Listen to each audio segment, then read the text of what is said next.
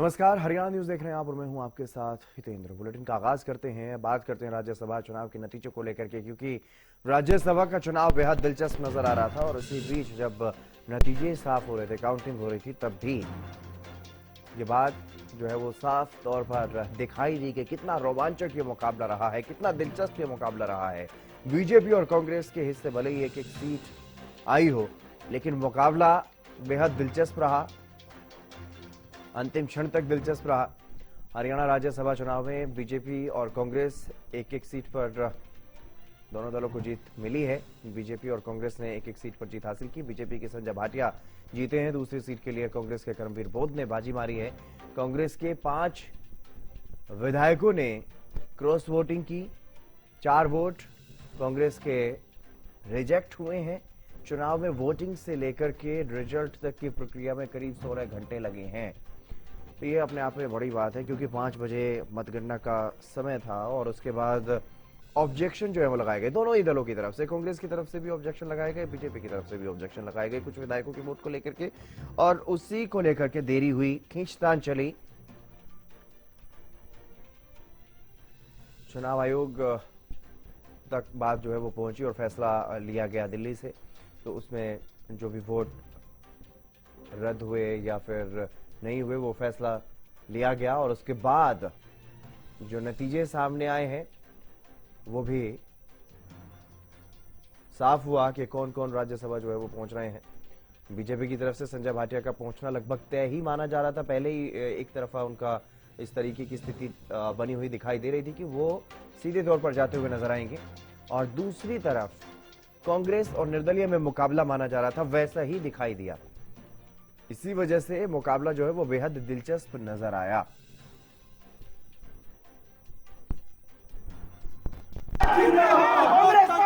में से जो दिल्ली से फैसला होके आया, 2 वोट रिजेक्ट हुआ, 1 वोट रिजेक्ट हुआ और 2 एक्सेप्ट हुए। बीजेपी का मुझे 39 फर्स्ट प्रेफरेंस के मिले। वो उनका जो मतलब तमाशा था वो खुला। उनके लोग अभी तो मैं देख रहा था टीवी के ऊपर बयान आ रहा था कि जिन्होंने क्रॉस वोटिंग की हम उनके ऊपर कार्रवाई करेंगे। तो 2 तरफा बात ना करें ना। एक से तो अपने विधायकों को गद्दार भी बोल रहे हैं, एक तरफ तो ये बोल रहे हैं, उधर बीजेपी के ऊपर भी एलिगेशन लगा रहे हैं। एक को दोषी बना लेना, या तो अपने विधायकों को दोषी बना ले। नहीं ऐसे एक बात सुनो, एक बात सुनो, कोई अपने कॉन्शियस पे वोट देता है, क्या ये खुश थे कैंडिडेट के ऊपर? ये खुद खुश नहीं थे। अब कौन क्या जानता कि इनके कहने पे लोगों ने क्रॉस वोटिंग करी है या उन्होंने अपनी मर्जी से करी है। क्रॉस वोटिंग में जो गिनती के हिसाब से देखूं तो 5 वोट क्रॉस वोट हुए हैं इनके। अच्छा। जो दूसरी तरफ गए, किधर गए ये तो मालूम नहीं, वो तो सीक्रेट वोट है। अब देख ये रहे थे, सामने हुड्डा साहब बैठे थे और इनके प्रभारी जी बैठे थे, खुद इन्होंने एक एक विधायक का, तो इनको तो क्लियर ही था कि कौन दे रहा है या कौन नहीं दे रहा। या तो ये ओपन करे जिन 5 ने वोट नहीं दिए, इनके 4 कैंसिल हुए और 5 इनके क्रॉस हुए। कितने विधायक मतलब इनको 28 मिले हैं सर। आप ये जो रद्द और कैंसिल का टोटल क्या है? टोटल 5 रिजेक्ट हुए और 5 क्रॉस हुए। इनके अगर ये 37 का अपना आंकड़ा बताते हैं तो इनको 28 मिले हैं, तो 9 तो इनके।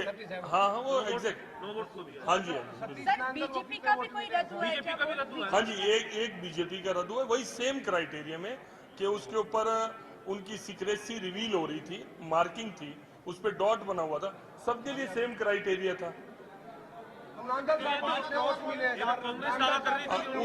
नांदल साहब को 16 फर्स्ट प्रेफरेंस के वोट मिले और मेरे वाले वोटों में भी उनकी सेकंड प्रेफरेंस थी, उनकी सेकंड प्रेफरेंस। तो मेरे हिसाब से 27 वोट उनके, 1 वोट का डिफरेंस है। कोई इस तरह की कैलकुलेशन होती है तो 0.3 का कोई डिफरेंस है। देखो, सबसे पहले मेरा जो कांग्रेस का सबसे बड़ा नेतृत्व है, मैं उनका धन्यवाद करता हूं। प्रदेश के नेतृत्वों का धन्यवाद करता हूं, सभी नेताओं का, सभी मेरे आदरणीय विधायकों का, जिन्होंने पुरजोर मेहनत की है। और जो है ना, इस देश को एक तरफ जो है ना गरीब आदमी था, एक तरफ पूंजीपति था, एक तरफ बंदूक की गोली थी, एक तरफ जो है साधारण आदमी था।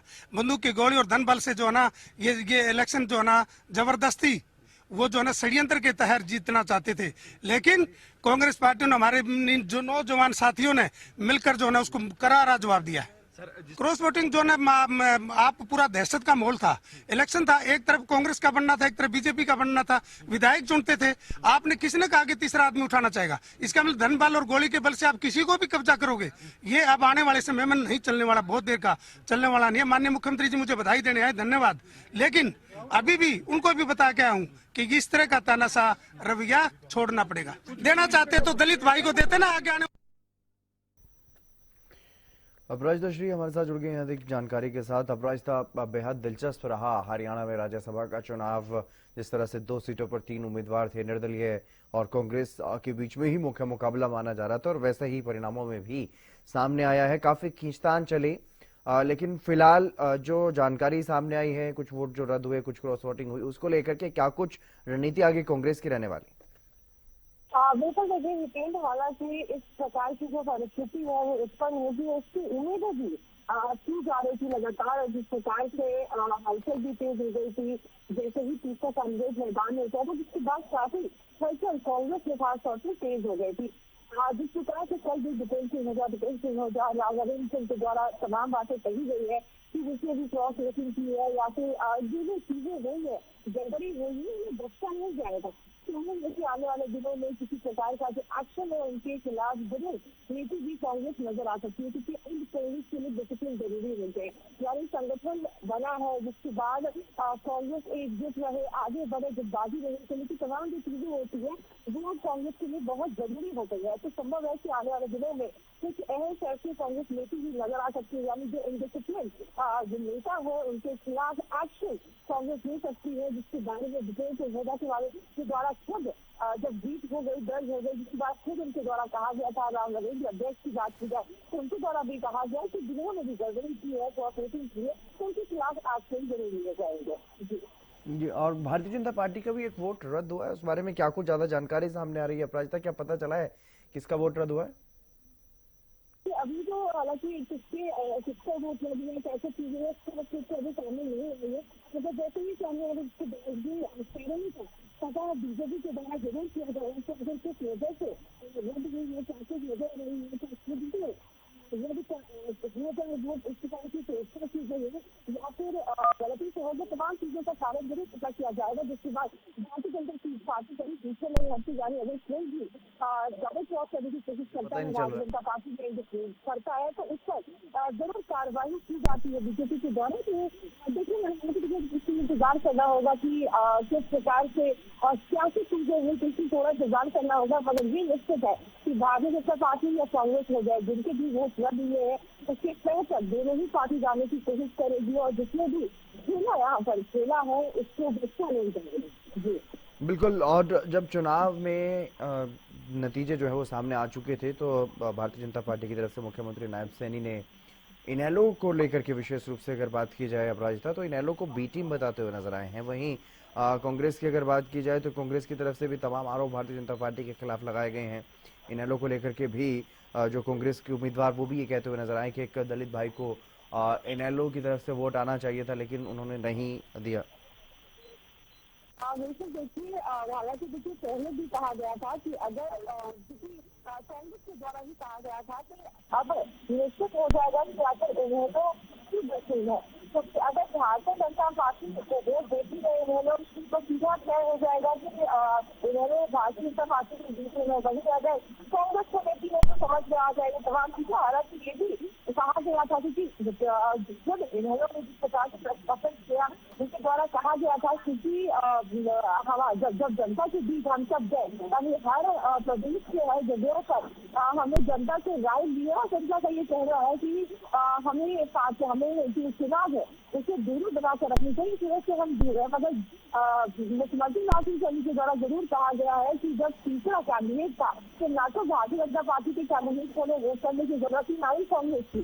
जब तीसरा कैंडिडेट था ही तो वो समर्थन दे सकते थे तीसरे कैंडिडेट को। तो ये सब हो जाता है कि इन्हें लोग कांग्रेस की बीच में, हालांकि इसका दावा कांग्रेस जरूर करती है कि भारतीय जनता पार्टी की बीच में है। जी चलिए, बहुत शुक्रिया तमाम जानकारी देने के लिए अपराजिता। तो बीजेपी की संजय भाटिया जीते हैं राज्यसभा चुनाव में और दूसरी सीट पर कांग्रेस उम्मीदवार करमवीर बोध जीते हैं। ये दोनों उम्मीदवार जीत करके राज्यसभा के लिए चुने गए हैं। राज्यसभा के सदस्य हरियाणा की तरफ से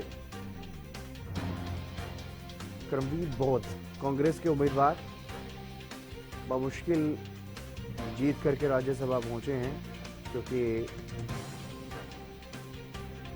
कांग्रेस के कुछ विभीषण जिन्होंने क्रॉस वोट किया है उनके चेहरे भी सामने आए। हालांकि सूत्रों के हवाले से जानकारी सामने आई है, इसमें मोहम्मद इलियास, जर्नैल सिंह, रेणुवाला, शैली चौधरी, मोहम्मद इसराइल, इनके वोट बताए जा रहे हैं कि क्रॉस हुए।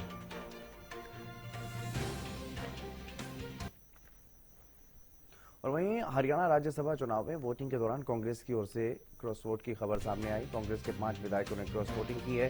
सूत्रों के हवाले से जो जानकारी सामने आई उसके मुताबिक वो नाम भी हमने आपको दिखाए और ये भी साफ हो गया कि कांग्रेस की जो एकजुटता की बातें कही जा रही थी उसकी पोल खुलती हुई नजर आई है, वो कलई खुलती हुई नजर आई है। सिर्फ 28 वोट कांग्रेस उम्मीदवार करमवीर बोध को मिले हैं, यानी कि 9 विधायकों का वोट उन्हें नहीं मिल पाया है। जो कहा जा रहा था कि 37 ही नहीं बल्कि 38 या फिर 39 वोट भी करमवीर बोध को पहली प्राथमिकता के आधार पर मिल सकते हैं, इस तरह की बातें कांग्रेस के नेताओं की तरफ से कही जा रही थी। लेकिन सिर्फ 28 वोट मिले हैं, 30 का आंकड़ा भी नहीं छू पाए करमवीर बोध।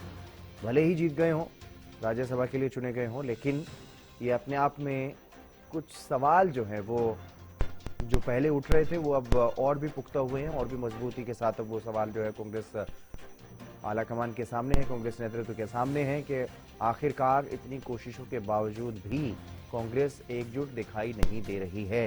कांग्रेस में अभी भी टूट है, कांग्रेस में अभी भी वो कमजोर कड़ियां हैं जिनकी बातें अभी कही जा रही थी कि कमजोर कड़ियां निकल चुकी हैं कांग्रेस से, अब कांग्रेस पूरी तरह से मजबूत है। लेकिन कांग्रेस में वो कमजोर कड़ियां ये दिखाता है कि 5 क्रॉस